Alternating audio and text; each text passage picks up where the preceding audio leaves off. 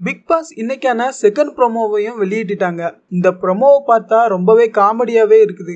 ஏன்னா வெங்கட் கணேஷ் யோகா பண்ற மாதிரியும் எப்பவும் சாப்பிட்டுக்கிட்டே இருக்கிற மாதிரியும் காட்டியிருக்காங்க. அவரை ஸ்நேகனும் வையாபரியும் கிண்டல் பண்ணி பேசுற மாதிரியும் காட்டியிருக்காங்க. இந்த ப்ரோமோ எப்படி ஸ்டார்ட் ஆகுது பாத்தீங்கன்னா, வெங்கட் கணேஷ் முட்டையை உடைச்சு சாப்பிட்டுட்டு இருக்கிறாரு. அதை பார்த்துட்டு ஸ்நேகன் சொல்றாரு, எதை பத்தியுமே கவலைப்படாம ஒருத்தங்க இருக்கிறானே இந்த வீட்டுல அப்படின்னு சொல்லிட்டு சக்திட்ட பேசுறாரு.